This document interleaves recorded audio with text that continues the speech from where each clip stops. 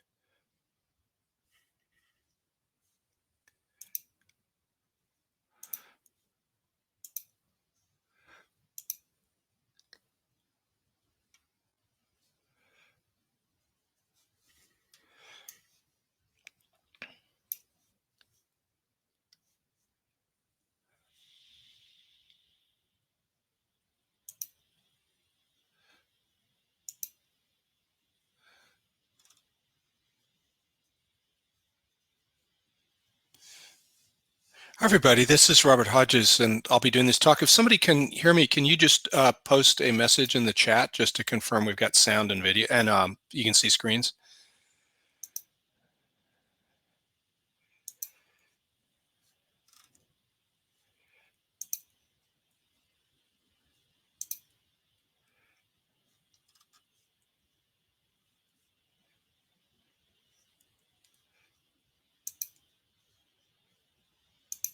Great. Thank you, Suraj.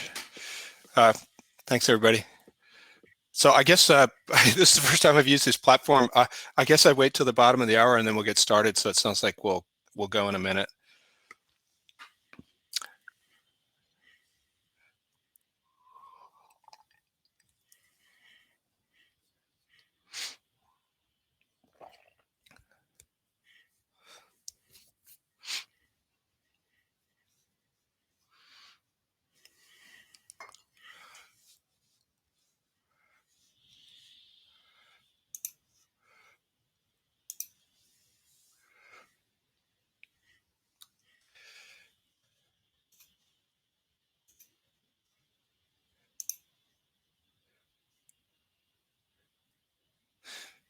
Okay, I just turned on my calendar.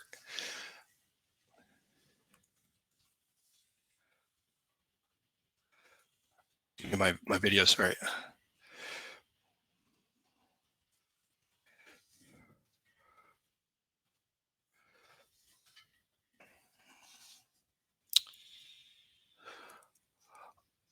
Okay, I show 6:30 in the morning my time. I'm coming from California, so that's when this talk is supposed to start. So I'm just going to get get going. Welcome, everybody. I'm so glad you attended this talk. Just a couple things. Well, first of all, I'd like to thank Percona once again for sponsoring this conference. I've actually been attending them since 2009. Percona, in the dark mists of time, did an anti-conference to the MySQL annual conference, and I can't remember if I did a talk at it, but I did go. And it's just been a great history and a lot of work that Percona has put in to make these things possible. So thank you. And Alexandra, I know you're on. Thank you very much for setting this up. So this talk that I'm going to do is actually part of a free class we do to introduce people to ClickHouse. So if you attended, I actually ran one yesterday. So if you attended, you're going to hear the same thing again. But the good thing here is I've actually had some practice. My partner, Alexander Zaitsev, had a conflict and won't be joining today, but we'll be able to dive through this. And here's the way we're going to do it. This normally is a 2-hour talk that includes lab exercises. So what we're going to do is go first through the talk part for about an hour, and that's going to teach you sort of the basics of data warehouses, what's special about them. And I think even for people who've used them, you may find that there's some interesting things in there. And then we'll dig deep into SQL. We'll be mostly focused on sort of basic SQL commands, but how they work on ClickHouse. And then there's a follow-on talk where we do lab exercises. You can do them from your browser. They're really easy to do. And so I invite you to join me there. With that, let me jump in. And by the way, I can see the session chat. Feel free to throw questions in. I'll answer them as I go along. And meanwhile, let's dive in. So I hope you're seeing a nice full screen. So it is, let me just talk a little bit about me. So I'm CEO of Altinity, but what's important for this talk is I'm a database geek. I've been working on them since 1983. There's a whole bookshelf there full of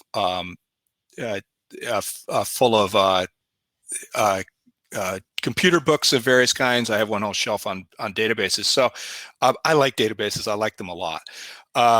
My partner, who is not here, but helped with the preparation of this, is Alexander Zaitsev. He's the Altinity CTO. He's been working on particularly analytic systems, very large ones, for about 15 or 20 years. Altinity as a company is the main enterprise provider for ClickHouse. So we have a cloud offering, but we also do support, we do server engineering, we do education, everything that's necessary to make people successful with analytic applications built on ClickHouse. And we're really big on the community and doing commits to both ClickHouse itself, but also related software like the Grafana plugin, Python drivers, Golang, C++, things like that. So that's about us. And what we're going to be doing is sharing some of what we know about this in the slides that follow. So what I'd like to do is just in this first part, step back a little bit and talk about what is a data warehouse, because this is really a different kind of database. As I think everybody knows, and if you're attending this conference, there's just a plethora of different types of databases. But data warehouses are very special because they're designed to solve a specific type of problem. And rather than putting it in words, I'm just going to show you the problem as it presents itself to users. This is Google Analytics. So I use it constantly. We have a website. We like to see if you come visit us, we like to know about that. We like to know how many of you there are, how long you stay on the site, which pages are most popular, things like that. So what this effectively means is that we have this is a read-intensive application. It's taking records that are collected from the website pages, and every time you visit, we're figuring out things like, hey, where did you come from? What kind of browser do you have? What was the source that you arrived from? For example, organic search versus an ad versus LinkedIn. All of that stuff gets recorded. And then when we go into Google Analytics, we can see statistics on this, often by time, in fact, almost always by time. You can see the time, the page views, total page views on the top by day. And then within particular pages, you can see our root page. You can see the number of page views over this period of time, all the way up to, like page value, which actually doesn't have any meaning for us. But the point is, there's a bunch of statistics here, and I, as a user, can choose to combine them in any way that I want. So, for example, I can look at the page, but then I can drill down and look at a particular attribute of the page, for example, where did the traffic come from? And so I can now begin to slice and dice the data. I can change the time range. I can look at different granularities of time. So what this does is it creates a problem that we need to have a database that can deliver up this kind of information quickly. And from the database perspective, what we see is that I'm just showing sort of graphically what the database is doing is we can think about this information as being modeled in a certain way, which we refer to as dimensions and measurements or metrics. So the idea here is in that page that I was looking at the page. And so you can think of that as a dimension of the data, basically an attribute that appears on all records. In that case, it's the name of the page. There's another dimension, the date time, that's the time. So in this case, I've got it, it's actually down to the second typically, but I've got it shown as days. And what we're doing is for any given day, we're going to tot up, and for any given page, we're going to tot up the number of page views. Now, there are many other attributes, which is to say dimensions like landing page, medium, or source, but we don't consider them here because we're not looking at that yet. So they're just ignored, and we just sum up the number of page views on those two dimensions. And you can imagine this graph being filled up with values in the boxes for each of these combinations. Now, what gets complicated, of course, is that when I switch, if I add, for example, source as an extra dimension, then I have to cut these a different way, and I have to do that quickly.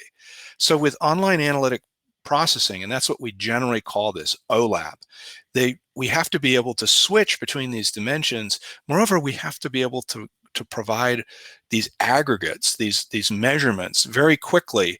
If a human's looking at it under a second, if a machine is asking the question, like somebody who's asking this question because they want to make a decision about something they're going to put up on an ad page, in that case, I need the answer in milliseconds, like say 20 milliseconds.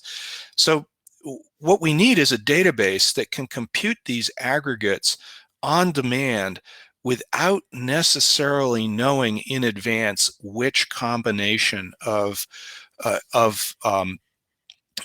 dimensions and measurements they're going to be asking for. When I did a previous version of this talk, somebody said that, oh, that's ad hoc query, which if you've been around for a while, that was a popular topic. It's actually not quite ad hoc query because these queries are known in advance what they're going. I'm not making the SQL myself. I'm just combining different forms of data in a predictable way, but also in a way that creates a combinatoric explosion, and that's the thing that the database has to handle and can't necessarily be anticipated. So how do we solve that? Well, about 30 years ago, there was actually even before this, there began to be a notion of storing data as columns, and we call this a column store. So we're dealing with tabular data. This is a SQL database, as you'll see. But the important thing here is that this problem can be solved if instead of storing the rows all individually by row, which is the way that data is organized in MySQL, we store them as columns. So the dimensions and the measurements here, so date, time, and page, those are your dimensions. The measurements are things like time on page or your bounce rate, whether you bounced or not, which is to say whether you popped off the site and disappeared. And then the data has an ordering so that, for example, we might sort it by the date time followed by the page so that all the columns, all the data in all the columns is stored the same way, and we can quickly index in and find values for particular rows. So this turns out, this column storage turns out to be a fundamental attribute that enables us to build these, to have a data warehouse that can serve these applications that have this kind of data. By the way, I'm just looking here. If you have questions, please feel free to put them in the Q&A box. I'm watching it, and I'll answer them as we go along. All right, so the other thing about this is, and this was kind of controversial and not even at some point during the 2000s was we use SQL to fetch the data. There have been data warehouses that didn't use SQL, at least when they started out. Just as there have been databases like Cassandra that started out as not having a SQL dialect. Of course, they all promptly capitulated because one, SQL is widely known. Two, it is anything that's a table or follows something close to a relational model. SQL is very effective at fetching the data out. And the third thing is tools work with it. So you almost get forced, for example, if you want to use Tableau, well, Tableau likes SQL, Grafana likes SQL, although actually there's other ways to do it. Superset likes SQL. So you get sort of pushed in this direction. And in fact, the query that the information that we were showing a couple pages ago can be pulled out using a SQL query that looks like the following, where we have the dimensions and we group by them. We have the measurements, which are then aggregated or totted up, if you will. And then we have filters that allow us to control the data that we're actually selecting. So SQL is very effective at this. And so virtually at this point, every single data warehouse uses it as the means to get the data out. So why is it so good? Well, let's go through some of the reasons some of the features, the practical features and effects of this column storage. Well, the really big thing that column storage gives you is it reduces I/O quite profoundly.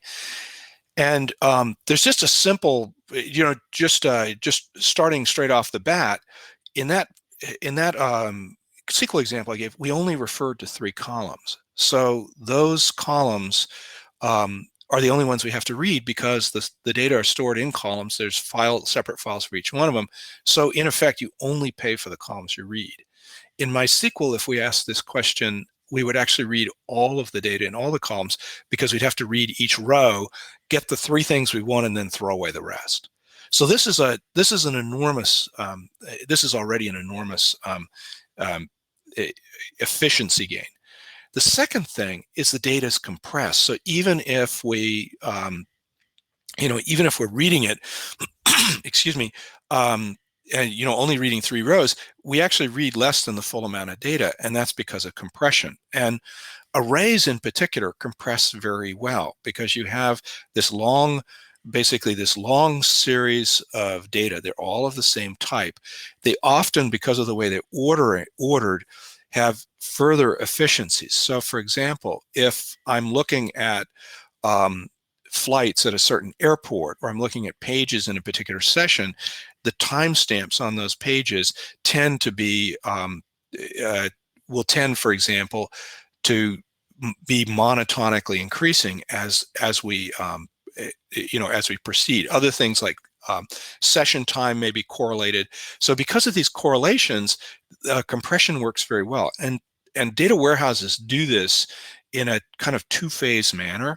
So you have a data type, for example, like an unsigned int. You can put it through something called a codec, which a codec is a type intelligent or type specific translation that can take this data type and make it smaller. And one popular one that we often use for monotonically increasing numbers is what's called a delta or a double delta codec. And delta codec means that what we're going to do is take the numbers, and instead of storing the numbers 1, 2, 3, 4, we're going to store the differences between them. That's a delta codec. So it would be 1, 1, 1, 1, 1. The double delta is we're going to store the slope of the numbers, and that would be 0, 0, 0, 0, 0. So you can see, if you think of going from say 64 or 32 bits down to just in effect 1 or 2 bits, you've already gotten a big reduction. We then hand it over to compression, which in the case of ClickHouse could be LZ4 or ZSDD1. Compression doesn't know about the data type; it just knows about bits, and it basically reduces them further by taking out by leveraging the fact that there are similar patterns that can then just be taken out and referred to as repetitions. So that's how it works, and the effects can be phenomenally good. I'll just give you one example. The flight date in an airline database that we use for lab examples, when we put this in through the double delta encoding and then apply ZSTD compression, we get data that is 0.3% of the original data size. That is a reduction of over 300 times. And what that does is it means that we can now afford it. When you use conventional databases, everybody says don't do a table scan. That's like the worst thing you can do. Well, hey, in this case, a table scan might not be so bad because it's 300 times, it's reduced by 300 times. So it's actually practical to scan the entire column looking for values and process them. So this is an enormous efficiency gain, but there are others. So the array layout is another important thing. Is it assists, it's not the only thing, but it assists modern CPUs and makes them work more efficiently. So here's an example of a bunch of ints lined up nicely in an array in main memory. So what you see is that they are, when they get loaded into the CPU, for example, to do a sum on them or to compute an average, what's going to happen is you're going to take them line by line. So a line is like a chunk of, say, 64 bytes. You're going to pull them up into the CPU core. They're going to land in the L1 cache, and then they're going to be available to registers. So what's important here is that by reading one of them, you actually pull in potentially 8 or maybe 16 values at once, which means that as you're scanning down this row, instead of having to go back to main memory each time, you're going to, which is like a 50 millisecond or 50 nanosecond access time, you're just going to get it out of L1 cache. So the difference here is quite profound, and that's an access difference of 50 times. The other thing that's interesting is that when you have values like this in cache, and you have multiple values together, you can use what are called SIMD instructions, which single instruction, multiple data, which will actually take them 4 or 8 at a time and do the sums on a bunch of them at once instead of just one at a time.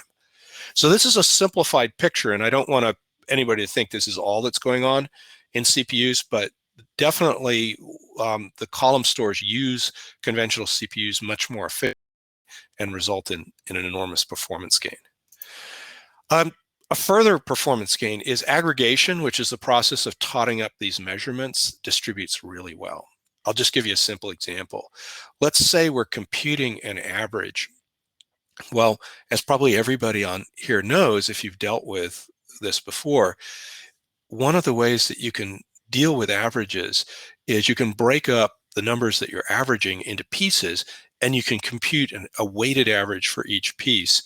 And then you can then there's a simple formula to take the weighted average or weighted averages, add them together with the weights, and then compute the actual, the final average. So this is great for parallelization. And the reason is that you can push down, as you separate this out, the computing of getting the weighted average, that's the compute and IO intensive part. So you can go stick that in different across the network on different hosts or on different cores, get that done separately, and then there's a small amount of data that you just return across the network, so that's quick, and then very minimal compute to put it together.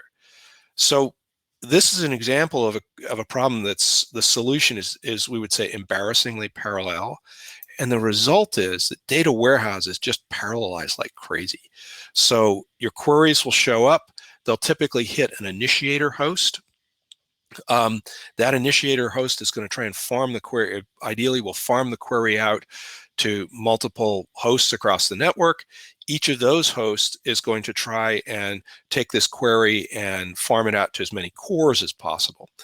The effect is that particularly for operations that are highly IO intensive, or for where there's a lot of CPU in the initial gathering of data, you get linear performance as you add resources.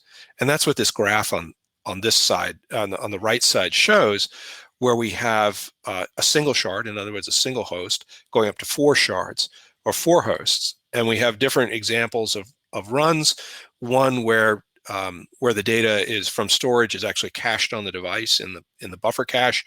That's cold. And another one where it's hot, where the data is in memory. And in both cases, we get linear speed ups as we add more hosts. So this is really this is a way of basically speeding up these queries enormously, and being able to answer very complex questions very efficiently. So just graphically, we can see the effects of this by just by thinking of the amount of data we read as the volume of spheres. So I can't do it as circles because the differences are so huge that I would need a screen that's about 10 times bigger. But imagine that if you're doing a query like that query we saw in the previous example, imagine we're reading all of the columns and it's uncompressed. That's a ball that has a volume of 59 gigabytes. So that's 100% of the data. Now, let's say we just read 3 columns. Well, right now, right there, we reduce that ball down to 3% of its volume. Let's compress those columns. So for that particular query, the compression turned out to be pretty good. It was down to about 1/3%. Actually, it was better than that. It was really good. So we're down to 21 megabytes to read those. And then finally, we're going to read those 3 compressed columns because of parallelization. We're going to break it up over 8 threads. Each thread only has to read 2.6 megabytes. This actually answers if you've ever wondered about this, but one of the things about data warehouses was they were fast even in the days when storage was very slow.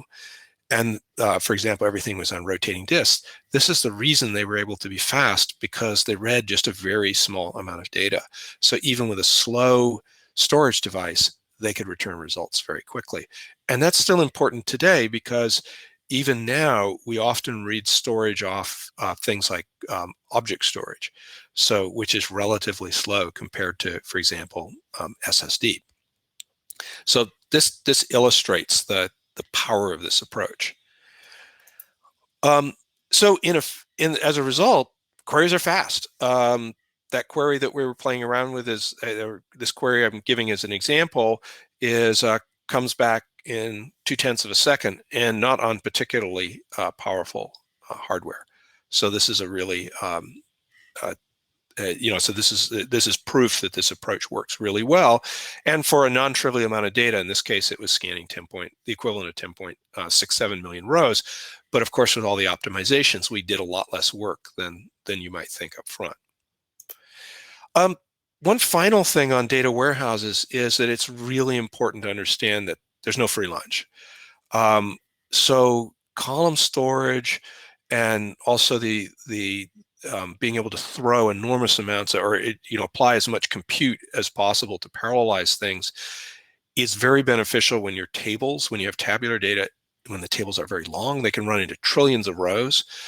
They can be very wide because you don't pay for columns you don't query. They help answer open-ended questions, and by this I don't mean questions I don't mean ad hoc query. What I mean is a question where you come in, you look at one combination of the data because maybe you're an analyst trying to figure out how to improve traffic on your website. And then you do different combinations. Where's it coming from? Am I getting better results from organic search? Do I see more traffic on the weekends? You're just, sort of slicing and dicing this all kinds of different ways to try and understand your data and reach a useful conclusion. And then finally, it works very effectively for aggregation, totting up these measurements, taking averages, sums, max, min, and then a bunch of other statistical functions that are variations on these. So that's strong. There's some corresponding weaknesses. Databases applications where you need to look up small pieces of data really fast, like to see whether somebody's session is still valid. Data warehouses don't do that. They read big chunks of data. And it's often expensive to read it's relatively expensive to read a small amount of information, especially if you need the whole row. Use Redis. Use MySQL, actually. It works great for it. Similarly, lots of updates. Data warehouses are optimized to write data and then kind of leave it there. You can update and delete data, but it's relatively expensive. So if you have lots of updates, MySQL and Postgres are your friend. High concurrency, similarly, the idea that we seize as much of the computing resources as possible to solve these big queries means that not a lot of people can use the data warehouse at the same time. If you need high concurrency on small queries, again, row-based databases like MySQL and Postgres or Redis are much better. And then finally, consistency. Most data warehouses don't really keep track of things like you need unique indexes or foreign keys. It's not important to do it. Moreover, it hurts performance for in other ways if you do that. So things like you wouldn't want to run e-commerce on one of these servers because you would end up screwing up data. So that's the sort of the top end. Why we have these data warehouses. What I'm going to do now is talk about ClickHouse. So this I'm going to go over pretty quickly. We're just going to talk about how to install and, well, actually, what is ClickHouse? Well, in a nutshell, imagine MySQL, but imagine it has the ability to scan trillions of rows. So the ClickHouse is an open source. It's Apache 2.0 licensed, originally developed at Yandex. Very flexible, very simple data warehouse. It has a single C++ process. If you have a bunch of, if you extend it to multiple machines, you have to use Zookeeper. But it, like MySQL, runs on bare metal to cloud.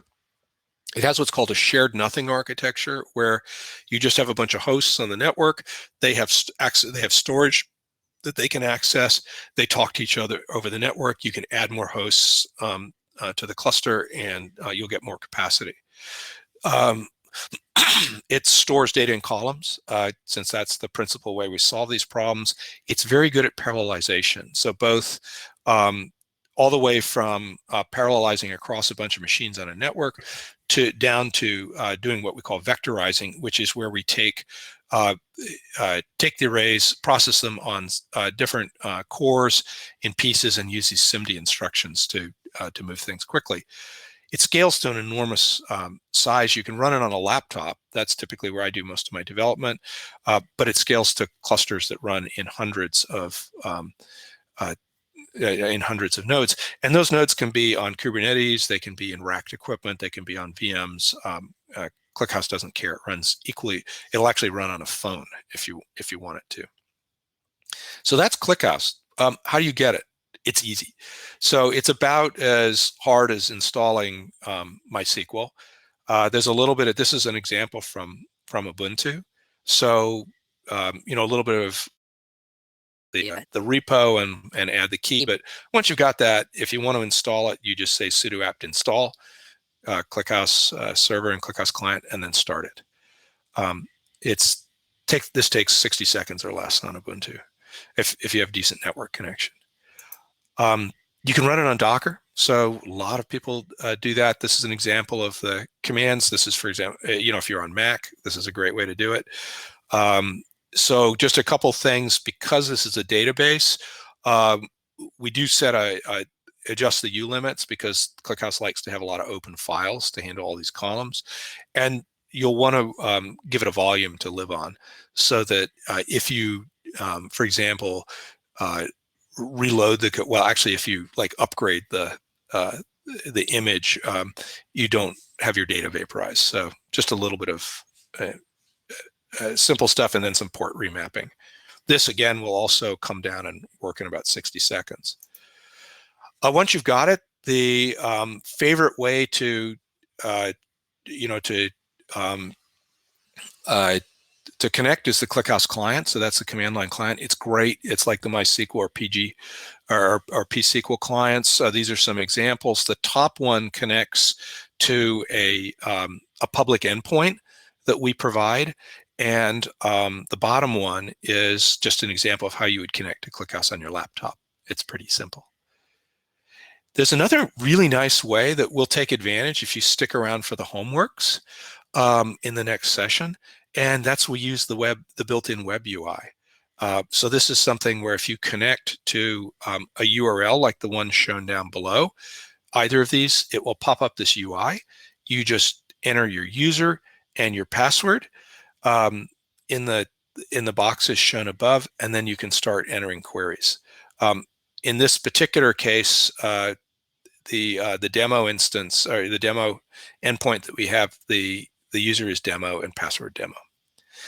And one thing you might want to know is there a cloud service for this? Like any well-respected database. In fact, there's several of them. There's at least 3 in China. Yandex runs one, and we run one for on Amazon in the United States, in Europe, or actually anywhere that people want us to run it for them. So you can find out more about that at the URL below. So that's ClickHouse. It's really easy to get it set up. So once you have it set up and you want to do something, it is pretty easy to go ahead, and I'm just checking for questions here, by the way. Feel free to type them in. So now we can go ahead and make some tables. I'm going to bounce over this pretty quickly because what I really want to do is land on the SQL that you use for queries. That's where it gets fun. But let's talk a little bit about creating tables. So for this, we're going to use a create table command. If you've used any SQL database before, you've probably seen this. So you have the create table command, give it a name, give it some columns. Each column has a data type. ClickHouse has some special properties. We use engines like MySQL, and then we have a couple of extra things about arranging the data. I'll talk about those on the next slide. But this is the basic command. And of course, if you want to get rid of the table, you just drop it. So here's a concrete example of what it looks like. So we're creating a table for sensor data, have columns like dev ID and mDateTime. They have types. We don't currently have support for the standard SQL types, but there are equivalents. I think this is a detail. I think somebody will put those in sooner or later. We're working on full SQL compatibility. The really interesting thing, though, is this engine and the additional clauses after it. Merge tree is the workhorse engine for dealing with large data sets in ClickHouse. It is designed, it's very good at breaking up the data into pieces so that each one can be processed in parallel. It also supports, there's a form of it that supports replication between nodes. So that's how we do sharding and replication. It has a couple of really important clauses. One is partition. So the idea is here, what we're doing is partitioning our data by month. We're applying a function onto the mDate. This breaks it up into parts. And this is kind of a mama bear. This parallelization across large tables is kind of what we call a mama bear problem. You don't want to have too many parts. Like if you have tens of thousands, that makes query really slow because you have to you have to go and query all of them to find things and open a bunch of files. So that's really slow. You don't want to have too few of them because when new data arrives in the part, you actually need to rewrite the part. So if the parts are too big, you'll be constantly rewriting them in the background, and you get this huge write amplification. So that partition size should be just right, something in high hundreds to low thousands of parts. And then order by just says, hey, what's the order of data inside the part? And in fact, we can look at that. It's going to be broken up. And this ordering is important because it affects, in particular, well, it basically does a sparse index that we can use to find things based on the sort order in the create table I just gave you. The other thing is ordering is important because if you get it right, it makes compression more efficient. So if you pick an ordering that is good for your data so that your data tends to line up and can take advantage of codecs or results in a lot of repetition, then your compression gets way better. So those two things are, ClickHouse can't guess these. It doesn't know your data. So you need to pick that correctly. And you can actually see this information just lying out on disk. It's really pretty transparent. It's a bit like using, if you've been on MySQL for a while, it's a bit like ISAM. You can go out and look at the exact at the files and pretty much tell what you're looking at. So some simple commands for finding tables and seeing what's in them. If you've used MySQL, it's the exact same syntax: show databases, show tables, describe table, show create table, all that stuff works. So that's tables. Now, normally we would stop and do an exercise here to connect, but we're going to skip over that and just keep going, and we'll do the homeworks in the next session if you stick around. All right, so let's look at inserting data. This is the next thing you want to do. Very quickly, so ClickHouse supports the insert command. So you insert into the table name. You tend to usually give a column list as well if you're well behaved, and then you can either stick in values. And here's an example below, which is also what you shouldn't do, which is add like 2 rows at a time and do that a bunch of different times. Or you can use formats, and I'll show you an example of that in a minute. So the formats are the reason you don't want to insert single rows or small numbers of rows is every time you insert a block of rows, ClickHouse creates a part. And then in the background, it's going to merge those parts into bigger ones to create this sort of mama bear distribution where there's not too many, but not too few. So if the parts are very small coming in, ClickHouse will have to do a lot of work for that. So what you normally do is one of the following. You can load the data in bulk from files. I'll just give you 2 examples. There's many other ways. And you can basically pipe it into ClickHouse client. And this is an example where we're going to insert, and then ClickHouse has what are called formats. And this one is called format CSV with names, which just means it's got the columns in the first row. And ClickHouse will just pop this data in very efficiently. So that's super fast. Another way you can load data that's also pretty quick is from S3 or any S3 compatible storage. So this is an example. We do an insert into a table called readings, and we're going to do a select. This is a common SQL idiom, but in this case, we're selecting from what turns out to be a function that returns tabular results from S3. So those are 2 ways that you can load data. There are many more. I'm not going to go into those. Instead, what I'm going to do is talk a little bit about select, and that's the last thing we want to go through. And I hope we'll be able to breeze through this pretty quickly. I think many of you are already familiar with SQL. So you probably know the SQL select command. And this is an example, shows fairly full syntax. What's different here, unlike building doing something like fetching out data for, to populate WordPress pages or to do e-commerce, we're going to really stress things like filter conditions, group by, which is how we declare dimensions, having, which is doing measurements, and ordering, and limits. These are all these are the features of the select that we'll be using quite heavily. So what we'll do is sort of deep dive on all of those. First thing though is here's what you don't want to do with select. Coming in and just doing select star from some table, that's almost never the right thing in a data warehouse. It's asking for every column. We know that that's going to be expensive. You really only want to refer to the columns you need. And because the table could be huge, it could be 500 rows or 500 columns. And do you really want all the rows? Probably not. What you want is insight, not data.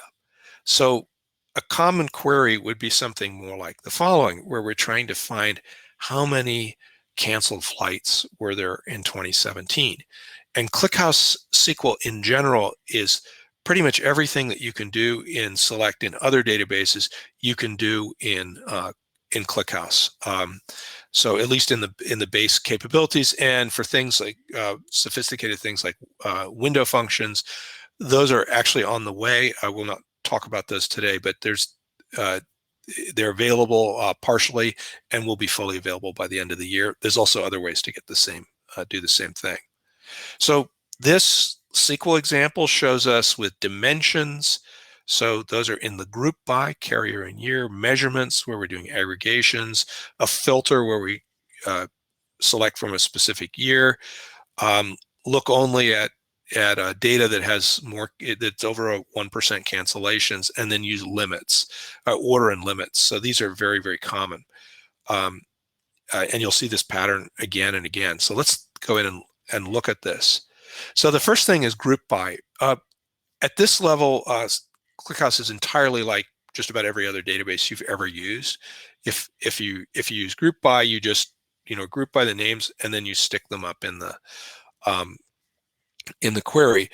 So in this case, my dimensions are my carrier, because this is actually airline data, which we love. It's a nice sample data set, and we're grouping it by year. So let's see how many flights each carrier, each airline had by year, and how many were canceled.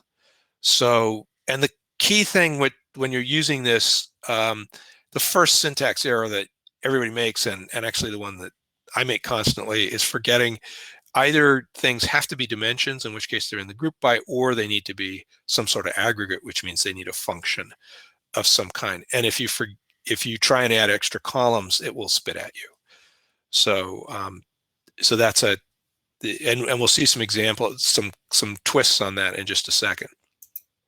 So ClickHouse supports all the standard SQL aggregates, plus a bunch more that are kind of statistical in nature to do correlations and sampling and things like that. So these are count, distinct, average, min, max, and sum. There's also a super useful function called any, which I don't believe is actually formally in the SQL standard, but it's incredibly useful and most databases support it. And this is just, if you're in the group, just grab a value out of it. We'll see an example of that in a second. So here's the main aggregates.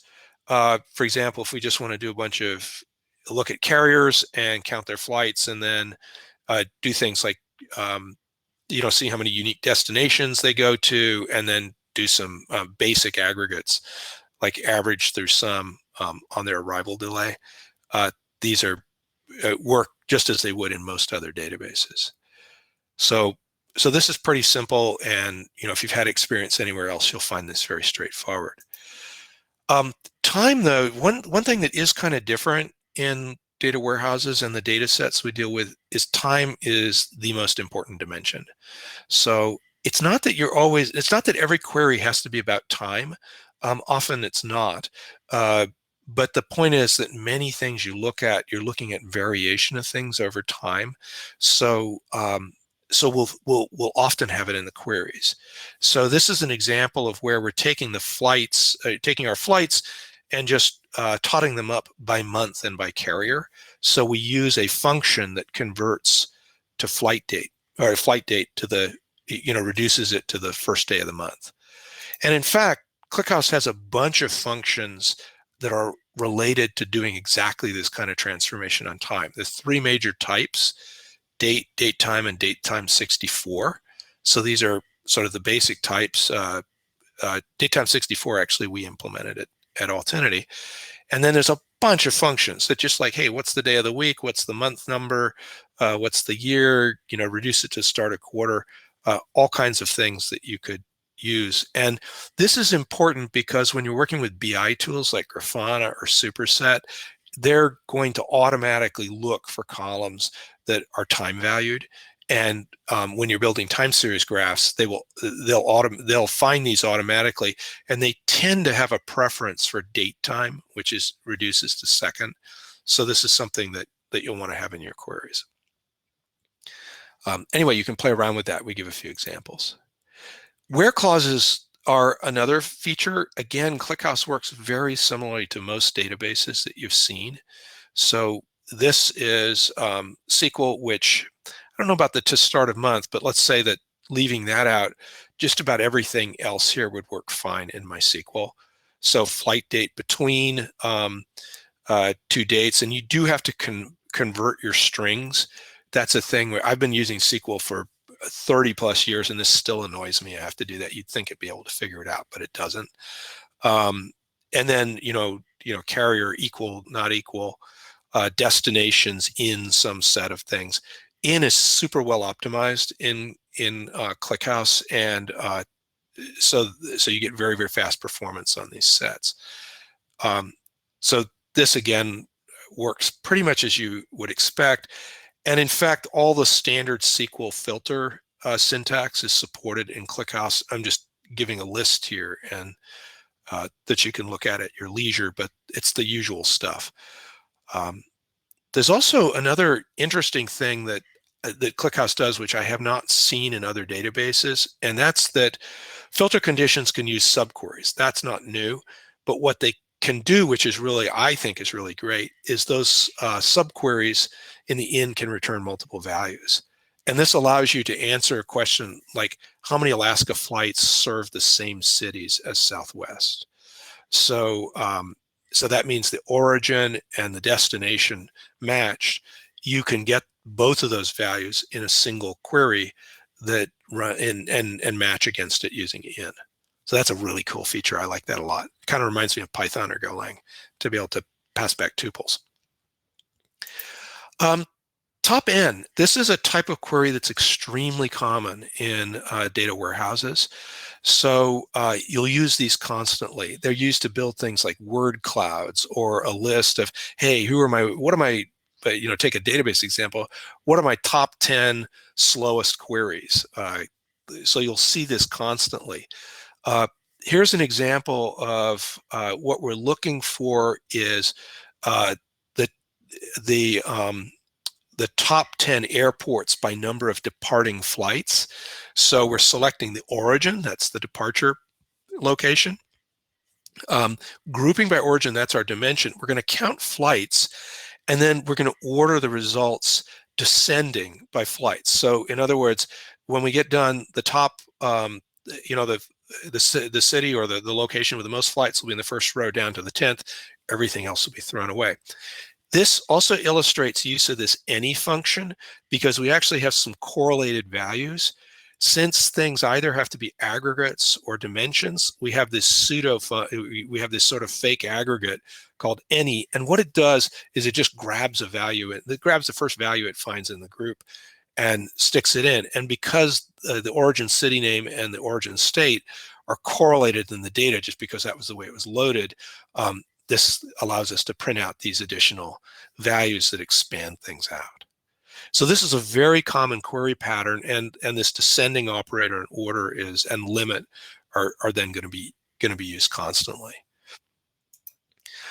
Having is another very useful filter that is, if you think about the where clause, what that does is it tells you which rows to look at or not to look at, as the case may be. If things are a match, you're going to include them in your aggregation. The problem is that sometimes you need to be able to make decisions or filter things based on what the aggregate value is. And that's what having does. So it gets applied after you do grouping. So in this case, we're adding a having condition that is going to ignore airports with less than 100,000 flights per year. So that's going to be applied once the flights are counted up for each group within each group. So that's not as common, and that's one feature that I think that, again, people who haven't used data warehouses before or done these types of analytic applications, this may be new, but it's useful. I don't use it a whole lot, but when you need it, it's essential. Finally, let's talk a little bit about joins. So I talked about too much, but generally speaking, with when we're joining data or when we're putting data into data warehouses, we tend to put the basic source data, or we call them facts, for example, in this case, flights. We tend to put them in a single table and then just add a bunch of extra information like, hey, we don't just put in the date, but we'll probably convert it to year and stick that in the table.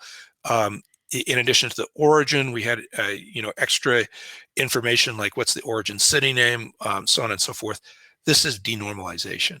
And the reason we do this is that, first of all, we don't pay for it, unlike a conventional data row-based store. The second thing is it makes scans really fast, particularly if those scans are distributed out across many nodes. You just have all the data available in the initial table, and this makes it easy to distribute your queries and get very efficient results. But you can still join, and there are many cases where this is useful. So here's an example where we're joining to to get the full airport name. And we have a table called airports, and we're going to select the destinations, and we're going to look at the most popular airports by destination, and then we're going to do what's called a right join, where we're going to join on a table that has the airport names. The condition here is data warehouses don't have primary and foreign keys, so they don't have a notion of sort of correlated and matching data types. In this particular case, we actually have to do a type conversion. That's pretty common. And then basically we'll get our airport name. Now here, because we don't have referential integrity, we're going to do what's called a right join. And what that means is even if a row is missing, even if we can't find the airport name, we still want to see the airport data. And this protects us because maybe the data is not super clean and we don't actually have, it's not, maybe a new airport was built or something like that or whatever. There are many cases where you need to deal with data that may not be you may not have complete correlation on both sides. So ClickHouse supports all the standard SQL joins. These are, and the idea is that, for example, the left join, if we're joining airport and on time, that means we're going to get something for every row that gets selected out of airport. But and then if there's matching on time data, great, we'll fill it in along with the row. But if there's not, we'll just leave it as null or some default value. So other ones, inner join, that's the join that you think of kind of, if you don't think too deeply, which just means, hey, you've got every row in airport, we've got to find an airport entry, and we have to find find an on-time entry, and then we'll show the data. That's the standard join you get if you don't say anything. Then there's what's called a full join or outer join, which means we get all data, even including non-matching rows from both sides. And then a cross join, which is a Cartesian join, where we just ignore the key and just combine every row in the left table with every row in the right table, and creates this sort of multiplication of the size. So those are all supported. ClickHouse has many other join types. Semi-joins, anti-joins are the two main ones. You can look them up and check them out. But if you're familiar with joins, the usual stuff, the usual suspects are there and supported very well. Oh, one thing I should say about joins is the default join is a hash join. ClickHouse also has merge joins, which are important because they allow you to combine larger tables. With a hash join, what happens is prior to reading the data or doing the join, we'll go read the right side tables, put them in an in-memory hash table, and then join values as we plod through the leftmost table. I'll show an example of that in a second. Here are, by the way, joins I find kind of confusing even when even teaching this class. So it's always helpful to just look at the real effects with some data. So these are 4 of the join types with a very simple example that shows you what happens with each join type. It's really pretty straightforward, but it's helpful to look at some real data. The slides are available, so you can go ahead and look at that at your leisure. One other thing that I should mention is that it's sometimes you can also use subqueries when you're joining tables, and this is actually a very important feature of ClickHouse. It used to be you were forced to in many cases because ClickHouse could only join right and left tables. And in fact, if you wanted to join more tables, you would actually have to start using subqueries, and it got really kind of deeply nested and complicated. It's still useful to do subqueries. ClickHouse can now join multiple tables, but subqueries are still really useful because the left side of this query, the left side of the join, is going to execute first. And this is the thing, particularly in a distributed query, that ClickHouse is going to push down out to the nodes. And so if you want to do, it's often useful to do the subquery and do all your aggregation but minimize columns that you don't need for the aggregation. So for example, the airport name has nothing to do with the aggregation of flights grouped by destination. So what we do is we run a subquery that executes first, and then the results to the subquery will be joined on the airports. It turns out if you run this query, that's about 2.5 times faster than the query I showed you before. So just delving a little bit into the subtleties of performance, and this is something that you can use to help goose things up. And multiple joins per query, here's an example. So 2 left joins to get the airport name for both destination and origin. I think that's it about SQL. So the summary here is that most things around select statements, ClickHouse has a really, really awesome select implementation. It has been, it's 2021. ClickHouse started in 2008. A lot of people have worked on this, and it solved a lot of problems. So if you need to do something with a select, the chances are that ClickHouse has it, and it works quickly. So that there's an exercise here which we'll do in the next session. I invite you to come join me for this. These queries are really fun to do. But we have just very quickly some more things to learn about ClickHouse. I've just touched the surface. This can get you going, building some queries for dashboards. But things like learning how to optimize the table partitions and the sort order. A big topic is reducing column size, because the less you read, the faster you go. So using compression and codecs, ClickHouse has a great system tables to tell you what your compression rates are, and it's very easy to change columns to try different combinations of compression and codecs. Materialized views are a very important feature that allow you to pre-aggregate data. A materialized view is like a regular SQL view, except that when you add a block of data to the source table that it's reading from, it will automatically run the table and then stick it in another table. And ClickHouse has engines for these tables that are designed specifically to store aggregates efficiently. So this can sometimes give you an increase in performance on the order of 1,000-fold. It's a profound, and these are very important where you have extremely large data sets, or you have things where machines are asking the questions, you know in advance what the question will be, and you need a quick answer. You can learn about replication and sharding. You can ingest data from Kafka. That's a common way to load data at scale into data warehouses. And finally, visualization is everything. It's useless to have data if you can't see it. So there's really excellent visualization tools. Grafana is well supported. Superset is something that we've put a lot of effort into supporting. We're going to be announcing an alpha Tableau connector. So that's actually already in test right now. But if you're a Tableau fan, that's going to be available to you shortly. And lots of places to learn. You can check them out. And that's it.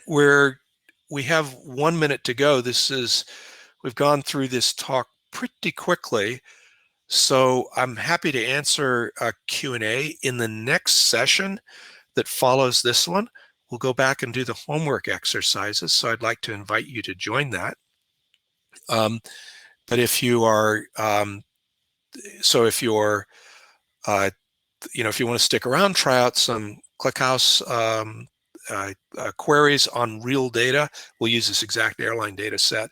You're most welcome to attend. So thank you very much. I'll stick around for 1 minute, and if there are questions, I'll answer them here. I don't see any right now, but I hope you enjoyed this presentation and that it's useful to you in joining. Oh, here we go. Got some questions. Let's see. Can PHP connect to this 9000 port? Actually, PHP I think uses okay, question from Heike. Sorry, I missed this. Can PHP connect? Yes. And there's 2 ways you can do it. You can use the driver that's mentioned here. The other thing is you can just connect using HTTP. There's an HTTP interface. It's really powerful. Do we support direct query feature from Power BI? That is a really great question. I actually don't know. We haven't put much effort into Power BI support. If you want to contact us because you're using it, we'd be delighted to hear from you. So if I have MariaDB at the moment, should I migrate all data to ClickHouse, or is an adapter? Okay, great question. How do I get data in from my MariaDB and SQL? There's a bunch of ways, but the simplest way is just run a select. ClickHouse can read data from MySQL really well. So no matter how big your table is, there's something called the MySQL table engine, which allows you to connect to, connect to a MySQL table as if it were inside ClickHouse. The MySQL database allows you to see all the the tables in a MySQL database as if they were in a ClickHouse database. So just select them over and put them in your ClickHouse table. So that's the easiest way to move data. Okay, we're done. We're over time. Thank you so much, and I hope you'll come and do some homework exercises with me in the next session. I look forward to seeing you there. Thank you very much, and talk to you soon.